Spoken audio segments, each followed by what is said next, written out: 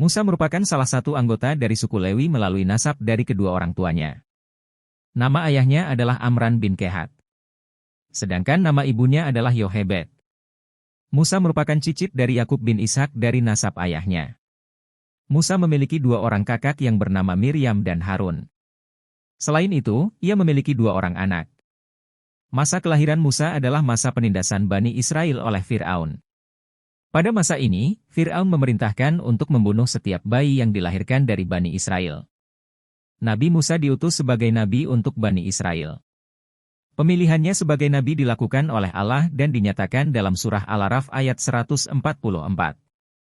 Inti dari ajaran yang disampaikan oleh Nabi Musa kepada kaumnya adalah tauhid. Ajaran-ajarannya adalah sama dengan ajaran Islam. Nabi Musa menerima wahyu pertama di kaki Bukit Tursina. Ia menerima wahyu dari balik tabir setelah melihat kobaran api. Wahyu yang diterimanya dalam bentuk suara. Wahyuan tersebut dikisahkan dalam Al-Quran dalam surah Tiyah ayat 9-13. Pengisahan Nabi Musa dan Fir'aun tidak diperinci di dalam Al-Quran. Kisahnya tidak diawali dengan pengenalan kehidupan awal dari Fir'aun. Pengisahan ini berkaitan dengan tindakan intimidasi dan penyiksaan Fir'aun terhadap Bani Israel di Mesir. Kisah ini berujung dengan penyelamatan Bani Israel oleh Nabi Musa dan Nabi Harun. Pada akhir kisah disebutkan bahwa Fir'aun mengalami kematian setelah Laut Merah yang terbelah telah berakhir. Kisah ini sangat terkenal di dalam agama Yahudi karena menegaskan bahwa Bani Israel merupakan kaum pilihan.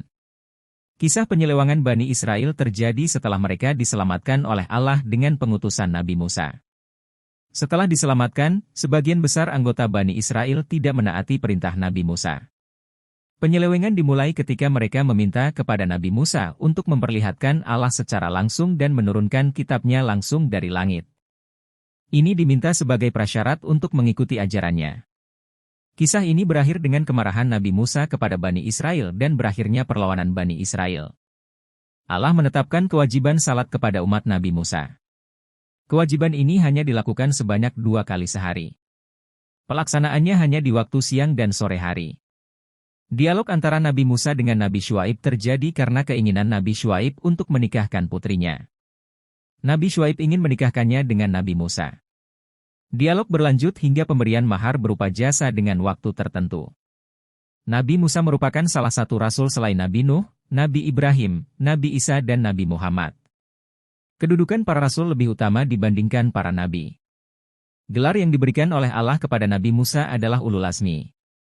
Nabi Musa menerimanya karena Nabi Musa dianugerahi kitab Taurat oleh Allah Subhanahu wa Ta'ala sebagaimana Ulul Azmi yang lain. Musa merupakan salah seorang nabi yang menerima sebuah kitab suci dari Allah. Kitab suci tersebut ialah Taurat. Keterangannya disebutkan dalam ayat-ayat Al-Quran. Sebelum menerima kitab Taurat, Nabi Musa telah menerima 10 kitab samawi dari Allah. Pemberian kitab Taurat kepada Nabi Musa diawali dengan perjanjian terlebih dahulu. Kitab Taurat diberikan kepada Nabi Musa setelah 40 malam sejak hari perjanjian. Surah Al-A'raf ayat 142 menjelaskan jumlah hari perjanjiannya. Allah menjanjikannya selama 40 malam. Malam-malam ini terbagi menjadi 30 malam pertama dan 10 malam berikutnya.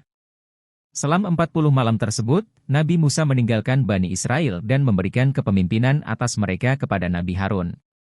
Nabi Musa memiliki mukjizat-mukjizat selama hidupnya. Mukjizat tersebut diperlihatkannya dengan menggunakan tongkat sebagai alatnya. Pertama, ia mampu mengubah tongkatnya menjadi ular. Mukjizat ini diperlihatkannya untuk mengalahkan para ahli sihir yang diperintahkan oleh Fir'aun. Para ahli sihir tersebut membuat pandangan adanya ular-ular di depan orang-orang yang menyaksikan sihir mereka. Sementara Nabi Musa mengubah tongkatnya menjadi ular ganas berukuran besar dan nyata. Ular tersebut kemudian memakan ular-ular yang dibuat oleh para penyihir tersebut. Kedua, mukjizat membelah lautan menggunakan tongkat. Mukjizat ini dilakukan ketika akan menyeberangi Laut Merah dari Mesir menuju ke Palestina. Selain kedua mukjizat tersebut, tongkat Nabi Musa juga dapat mengeluarkan mata air. Mukjizat ini terjadi ketika tongkat tersebut dipukul ke batu. Para pengikut Nabi Musa adalah Muslim sama seperti dengan pengikut nabi-nabi lainnya. Sementara pengikutnya mulai disebut sebagai Yahudi setelah peristiwa penyembahan berhala berbentuk patung anak sapi. Patung ini terbuat dari emas. Penyembahan ini dipimpin oleh Musa As-Samiri. Setelahnya, Nabi Musa meminta pertaubatan kepada Allah bersama dengan 70 orang pengikut pilihannya. Nama Yahudi kemudian disematkan dari kata hudna yang berarti pertaubatan. Nama dan peristiwa ini ditemukan dalam surah Al-A'raf ayat 156. Kaum Yahudi diyakini masih mengikuti ajaran Islam selama masa hidup Nabi Musa. Namun, setelah beberapa ratus tahun sejak wafatnya Nabi Musa, ajaran-ajarannya mulai diselewengkan. Penyelewangan ini mulai terjadi setelah nama Yahudi sudah mulai digunakan untuk menyebut pengikut-pengikut Nabi Musa. Sementara itu, ada pula pengikut Nabi Musa dari kalangan Bani Israel yang menerima azab. Mereka diubah fisiknya menjadi kera. Azab ini diberikan kepada mereka akibat melanggar perjanjian dengan Allah mengenai hari Sabtu.